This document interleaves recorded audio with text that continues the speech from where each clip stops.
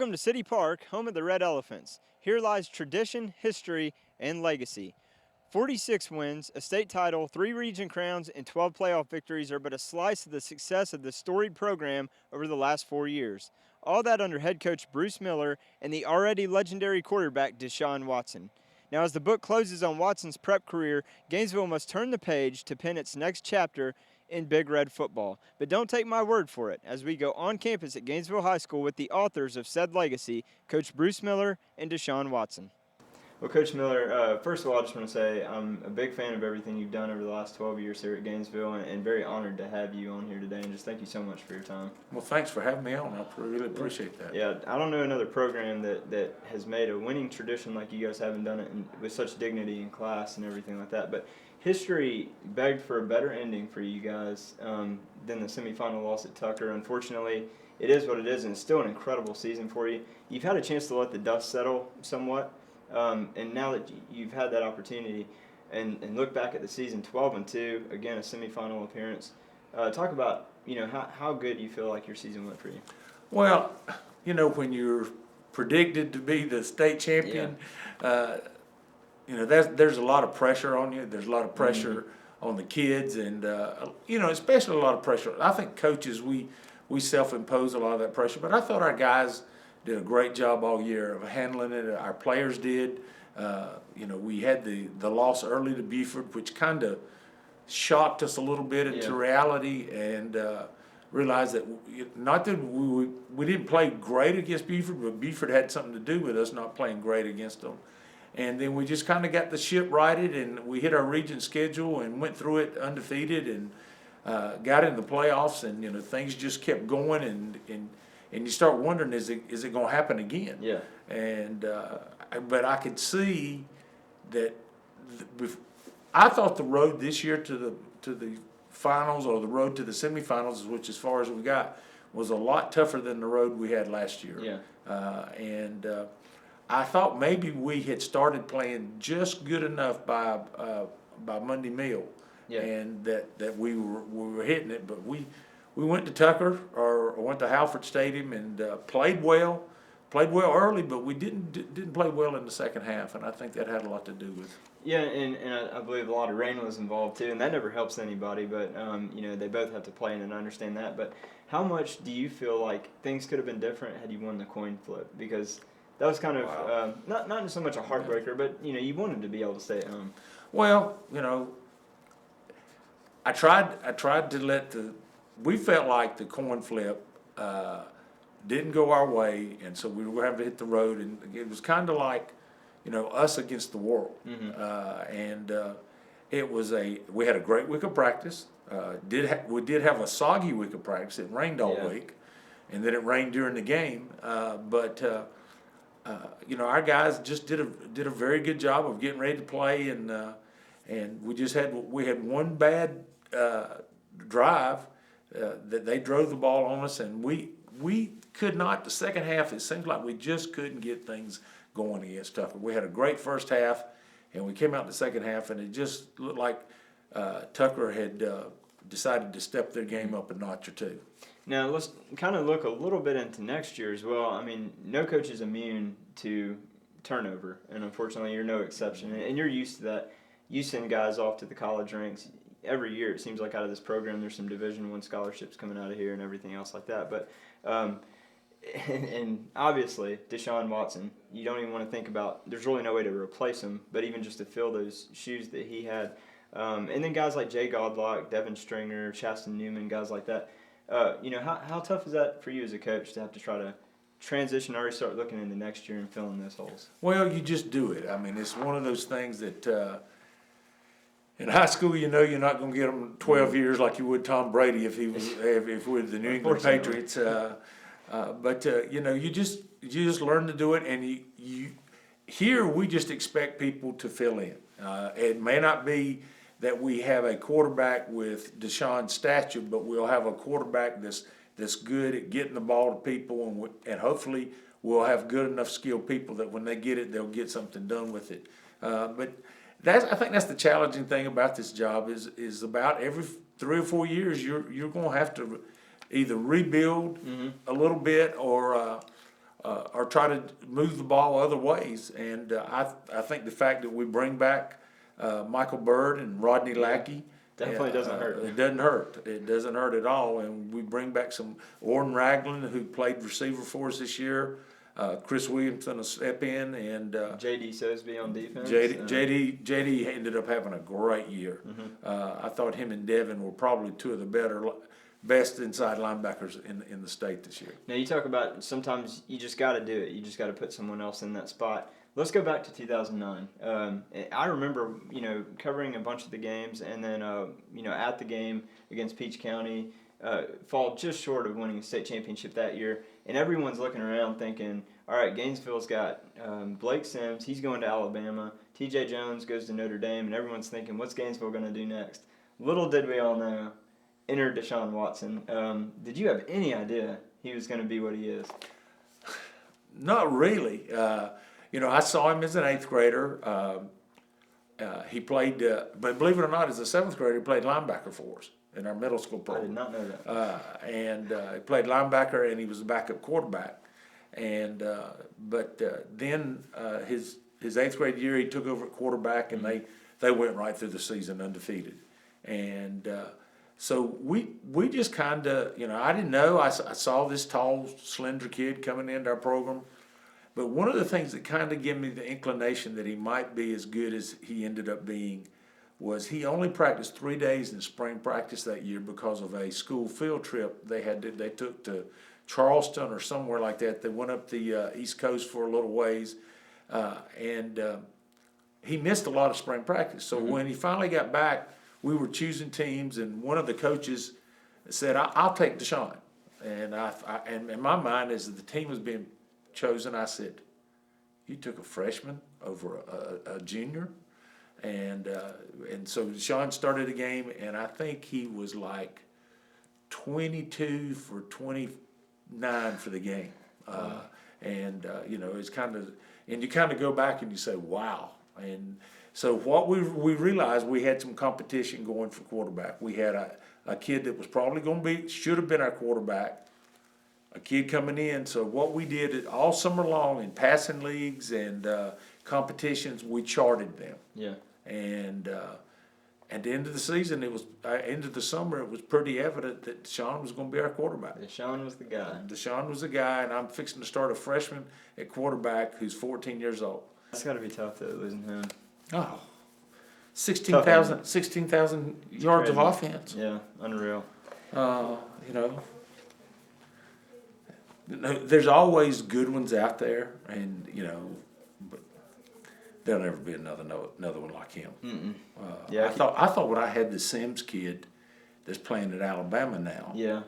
I thought he was good, but Deshawn's a better quarterback than he was. But he's a great athlete. I mean, he could run like a deer. Yeah. But Deshawn's got the it to be a quarterback. I had never started an 9th grader at a skill position. Yeah. I've started 1 or 2 at lineman. Yeah. Over the years, but I'd never started one. And then I started him at quarterback against Buford. Yeah. But he was tough as nails, and he was a competitor and understood what you were wanting to do with the football. And he just, that was the hardest decision I think I ever made as a coach, is deciding to start him against Buford. Yeah. I'm glad I did. Well, a good way to break him in, too. Well, yeah. And he threw 3 touchdown passes against Buford. Yeah. Now, Coach, you talk a lot about Deshawn, and it can't be understated that he is the greatest quarterback, not only to come through Gainesville, but the greatest quarterback to ever play in the state of Georgia. And that's sometimes hard to believe. You got to pinch yourself and look at the numbers. But, he blew away everybody even close to him. How special was he? And talk about how much of a privilege that was for you to be able to coach him, because a lot of that's a testament to your coaching, the way that you've cultivated his success. Well, I think Deshawn is Deshawn because of who he is. He is, like for instance, he went out to the Trent Dilfer camp, the Nike camp out, and when he got back, I pulled him in my office and I said, "Now tell us what you learned. Tell us what you learned," and because I was wanting to pick his brain to see if what insights he picked up on quarterbacking. Deshawn quietly sits there and he looks over at you and he says, "Well, I knew most of that before I went out there." And I said, "Really?" And I think that's a tribute to Coach Michael Perry, who coached him his sophomore and junior and senior year. I coached him his freshman year, and just the way he handles things. He's like a sponge. He soaks up everything, and his knowledge of the game is so far superior to most high school kids, and he is so ready, I think, to step in and play quarterback at the next level. And now, again, with Deshawn coming back and you guys being primed and, as you said, picked to be repeat state champions, it was no surprise at all that your offense puts up 47 points per game. It's exciting, but, we all kind of assumed that was going to happen. I was really surprised just how stingy your defense became. I mean, 17 points allowed per contest, especially when you throw in the fact that in the first two games against West Forsyth and Buford, they allow 63 combined points. Then over the next 7 games, your defense only allows 55 points. What can you say about the way your defense played this year? Well, I think that's a tribute to our defensive coaches, Coach Paville and the defensive staff. They're one of those guys, one of those type of men that they coach every kid just like he's going to be starting on Friday night. So the fourth team gets coached as hard as the first team.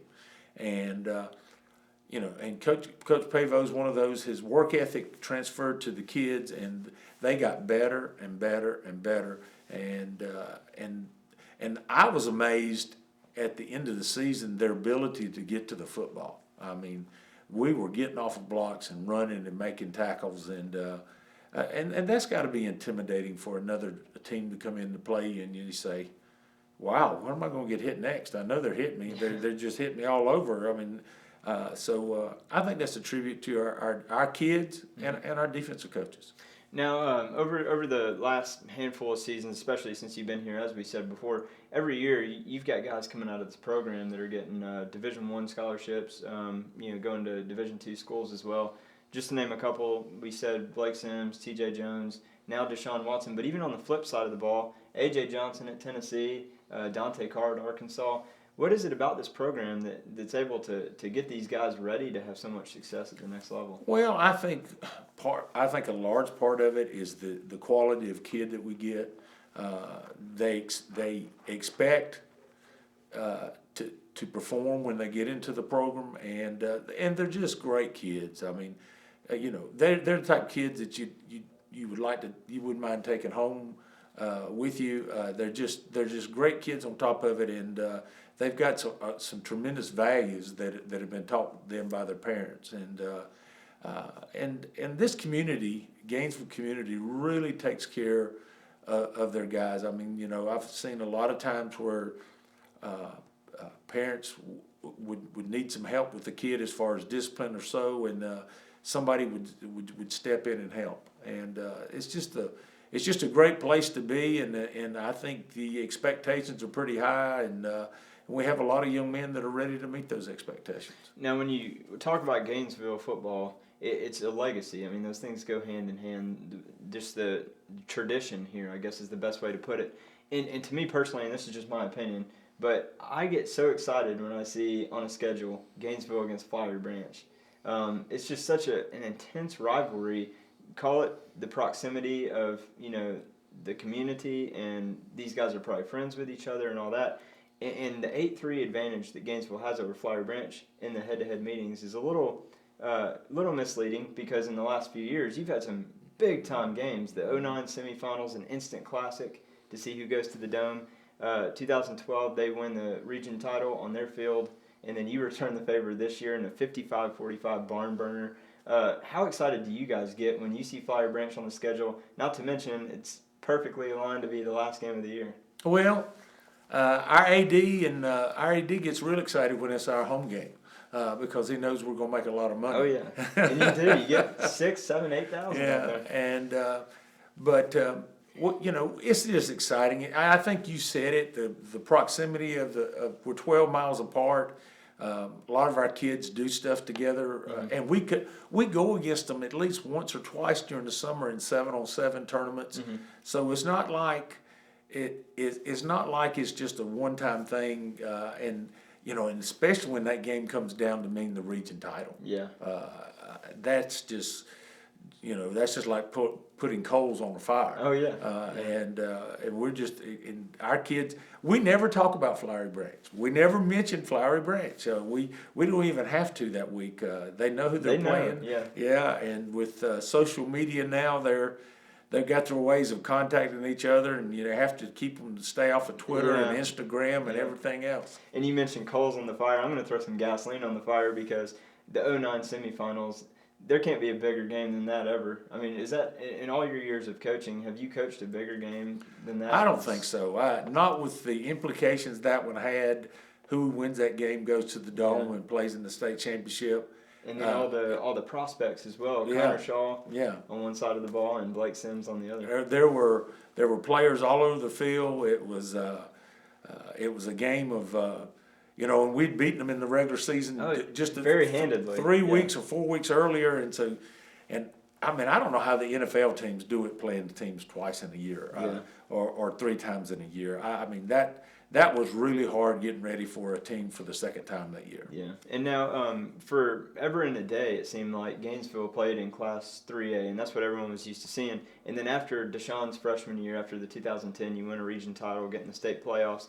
Then you guys jump up to 5A, and that's a significant jump for any program to go 2 classifications up. And I don't think anyone ever thought, is Bruce Miller's team going to be able to compete? We all knew that, but I don't think it was as confident that you guys were just going to take it over and lead the whole pack. How were you able to adapt to that playing field? Well, I wasn't completely confident. I was, there was a lot of uneasiness going into that season because what is the moving up in 2 classifications?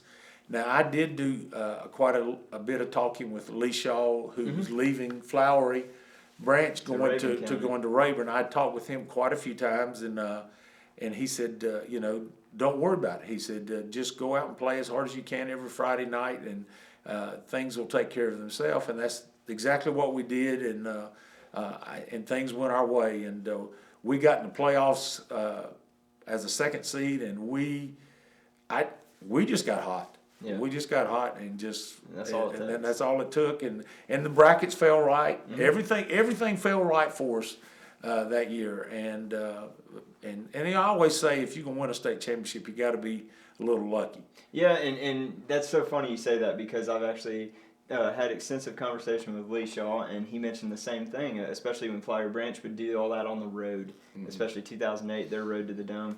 And let's kind of hit rewind a minute and go back to 2009. Just a heartbreaker, losing that state championship game, going for the 2-point conversion, and the pass just about got in there but got broken up. But I'm curious to know, there has to be a tie-in between the 2009 and the 2012 getting to the Dome. What do you think? Sometimes good things come out of tough losses. What came out of that loss in 2009 that really got this program fired up to get back there in 2012? Well, I think one of the things that happened is that we could get there. Yeah. That we could get there, and because we hadn't been there in quite a while, that we could get there. And the second thing is that we had a couple young men on that last year's team, 2012 team, that they just weren't going to be denied. Yeah. One of them's playing at Western Carolina now, and Fred Payne, and he was one of them. Deshawn was another. We had several people that just played tremendously down the stretch. Keontre Harrison. Oh yeah. They played great down the stretch. It seemed like the bigger the game, the better they played. Yeah. And our kids we have got our practice down to where our kids almost know. I think we could not walk out there as coaches and they would know exactly what's coming next. Now, they may not be able to get the coaching done, but they know what procedures and they know how we're going to go about getting it done. And I don't think there's any uneasiness there from them. I think they understand this is the procedure we're going to go through. I try to keep, as a head coach, I try to keep everybody in the program abreast of what's going on. And now, talk about both of your state title appearances. The 2009 game, I mean, that was a nail-biter through and through against Peach County, and again, didn't quite end the way you wanted it to. But then 2012, that was just like, I was actually at the game, and it was just sit back and get to enjoy it, and you guys were having a blast out there. I believe 49-13 was the final against Ware County. That must have been a lot easier to sit back and watch that one. Well, it's one of those things. One of my coaches walked by with about 4 minutes to go and said, "We're gonna do it. We're gonna do it." And I said, "Not till that clock says 0, 0, 0." Nothing's impossible. And you just, as a head coach, you become a warrior. What can happen. Yeah. And when that clock hit about 2 minutes, and I said, "There's no way they're going to score this many points." Yeah. And I realized that we had finally done it. And for so many people in Gainesville that had wanted that state championship, and it had eluded Gainesville teams in the past, and it had eluded us in 2009. It was just a big thrill. Yeah, even for the guys that weren't even a part of it, but Right. as you said, they were part of this tradition, this program in the past. What was that feeling like for you in 2012? Just being a state champion. I imagine it took quite a while to sink in for you. Well, it did. It did. But number one, we get home about 2 or 3 o'clock in the morning, Yeah. and they meet us at the county line with a police escort, and we're coming in, and I'm thinking, you wake up on Saturday morning, and you think, we're state champs. Yeah. We're state champs, and it just kind of, it just has to sink in because so many times you've woken up on a Saturday morning and said, we didn't quite get it done, or we didn't do, and you start wondering, did I dream that? Yeah. Did that really happen? And then as the day went on, people texting and calling and stuff, it was just an exciting feeling. Yeah. Now, Coach, you've had an illustrious career in coaching. You've been coaching for over 40 years now. Head coach, I believe, for 26 at Cass High School, North Forsyth, and then here. And it's no coincidence that the 16 years before you came here in 2002, there were 0 10-win seasons. You get here, in 9 out of your 12 seasons, you've got these guys 10 or more wins, and you're averaging 11 per year, which means you're not just complacent and just wanting to get to the playoffs. You get to the playoffs and make a run at it for a legitimate shot at a championship. I got to imagine this is your sweet spot. I couldn't imagine Red Elephant football without Bruce Miller. Well, Gainesville's been good to me. It really has. My wife and I last night were talking. I said, when I got hired here, I didn't think I'd be here very long because I thought they'd run me off. They'd a lot of people had left before me, and it was like 3 or 4 years, and that person was gone. And I remember as I got here, I was really nervous, and I had a former alumni come in and sit down and said, "If you go 8-2 and treat the kids right, we'll be happy." And I want No pressure. I want to call him now and remind him, "Hey, 8-2 and treat the kids right, and you'll be happy." 8-2 right now to us is a bad year. Yeah. Is a bad year, and our kids. It's a tribute to our kids and our coaches. God has really blessed us.